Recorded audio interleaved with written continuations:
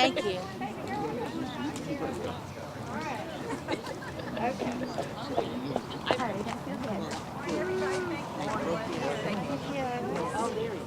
Good morning, everybody. Jada, thank you very much. Good. Hey, honey, how are you? Thanks for being here. I borrowed your coat. Okay, that's fine. Good morning, everyone. Thank you. Thank you. Morning, Mom.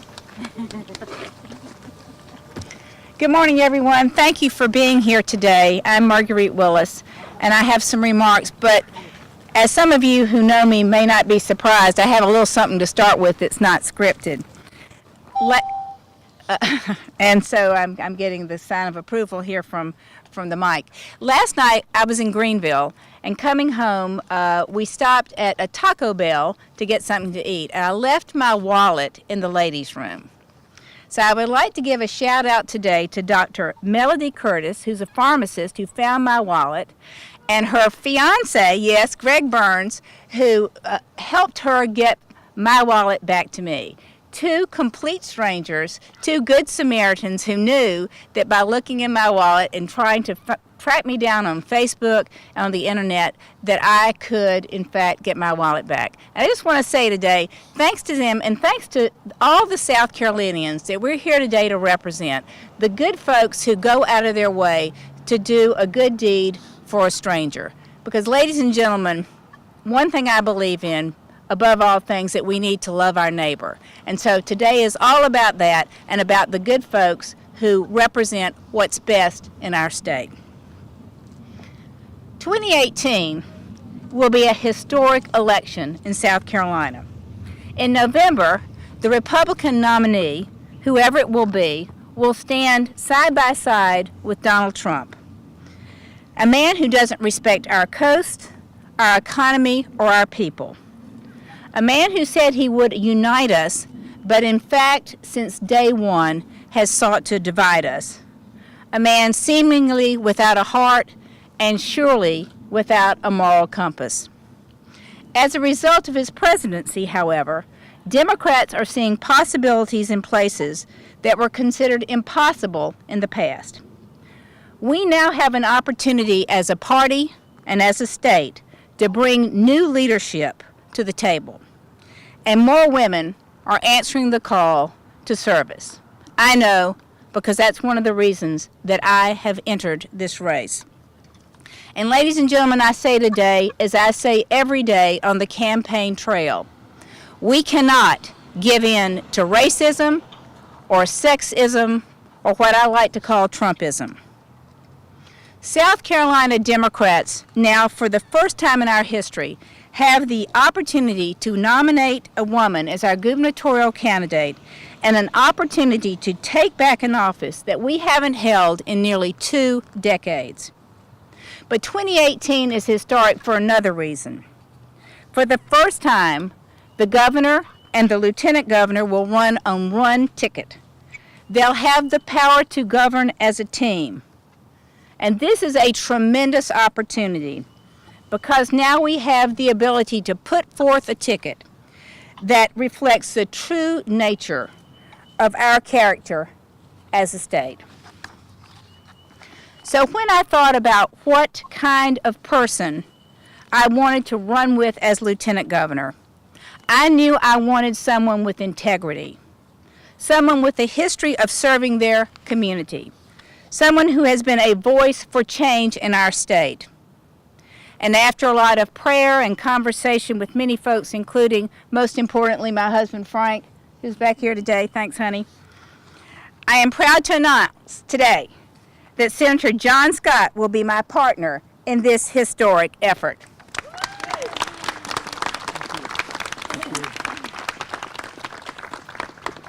Senator Scott checks all the boxes I just mentioned.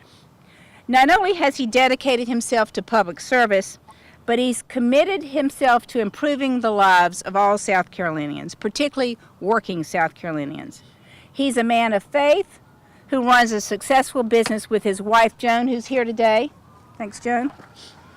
And he's interested in solving the problems of South Carolina, the tough problems that we face, even if it means sharing truths that don't always win him friends. Ladies and gentlemen, I know in my head, and I surely know in my heart, that Senator John Scott is the man for the job. Ladies and gentlemen, Senator John Scott, my pick for Lieutenant Governor.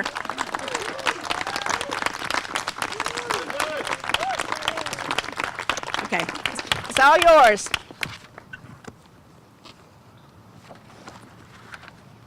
Thank you. Joan and I thank you. My mother who is here, along with my friends and supporters, we thank you. I'm honored to be chosen to serve with Marguerite Willis. Marguerite Willis. To serve this state as your next Lieutenant Governor. As many of you know, I'm a Richland County native.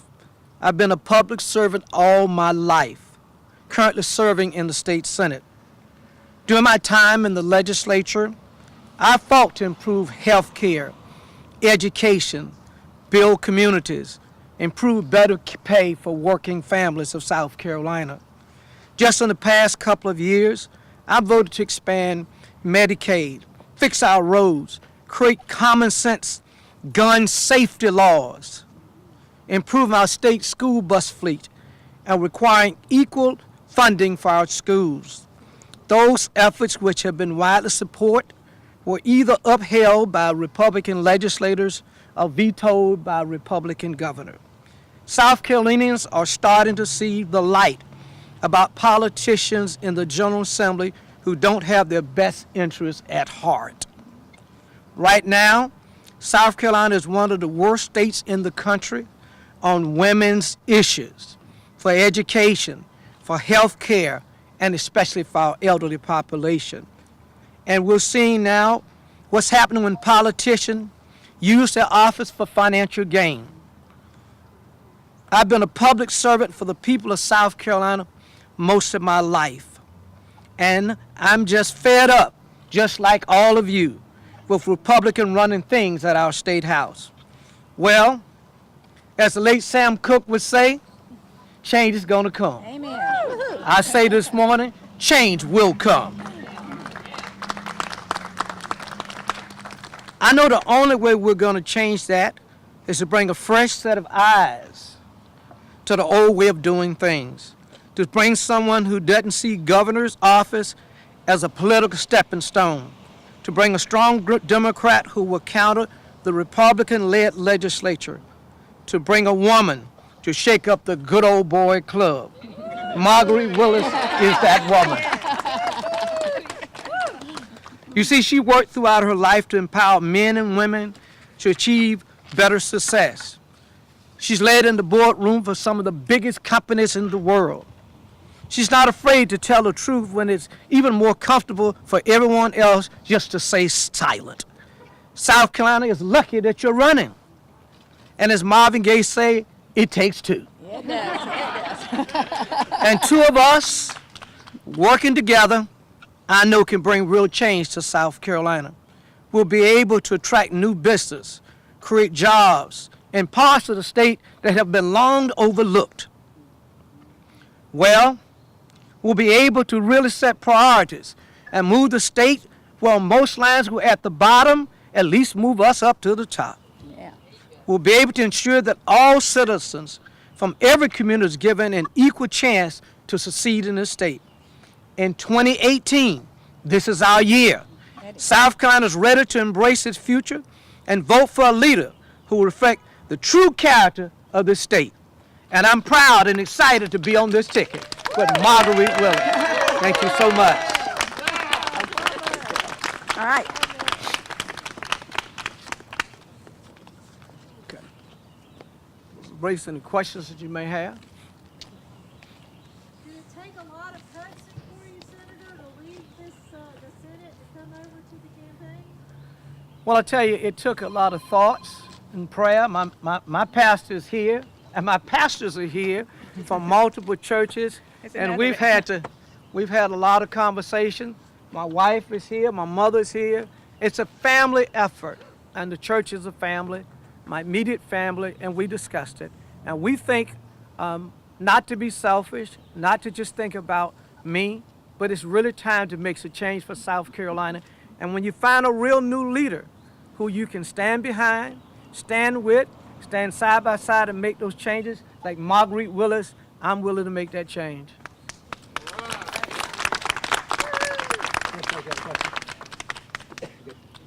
Okay. Thank you. Ms. Willis, you said that you kind of are running in opposition to Donald Trump. What are some of the other reasons that you're running? Well, as the senator said, I think it's time for real change in this state. I think it's time for a fresh set of eyes, for someone who can work on and solve complex problems. It's what I've done all my life. And honestly, I feel called to serve. I feel called to offer myself to the folks of this state to see if I'm the right person to take this state by the hand and help lead us into the future and solve some of our more difficult problems. Health care, infrastructure, economic development in the poor parts of this state. I'm offering myself to serve in that capacity, and I think I can do the job. Well, let me comment on that. 18 years, her husband Frank was mayor of Florence. Florence is not a rich county. And so she's had hands-on Freezing. to what's going on, Joan. Come on. She's had hands-on to what's going on in rural South Carolina. She's had hands-on to what South Carolina working families actually need. That's the kind of experience. And on top of that, she has an advisor right there with her to help us champion through legislation and get things done to help fix our rural communities. I do think it's important, as John said, Please. that I grew up in Greenville, and Greenville, as you know, today is booming. I lived there when the textile companies left town, and I know what it feels like to lose jobs. I lived there first 18 years of my life. For the last 18 years, as John said, I've been living in the PD, and I now see firsthand what it means to be poor and what the kids going to school are hungry. Some of them don't have shoes. They have the failing schools. This has been a passion of John's, and so we really feel called to service here. If you notice, rural hospitals are closing. Yep. We've got to figure out how we make sure the most needed people continue to get health care in the state.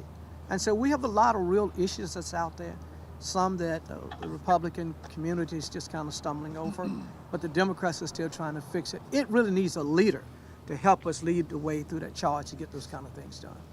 And following up to that, Senator Scott, what does it mean to you to be It simply means that we have created a team of knowledge, a team who understands the community, and a team with some experience.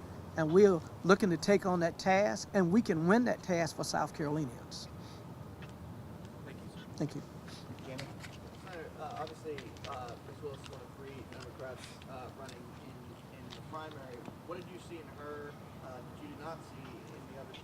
Well, Ms. Willis has a tremendous business background. She's been in the boardroom with major companies. That's tremendous when we start talking about economic development and bringing international companies into South Carolina. She also has had firsthand on problems in the rural community.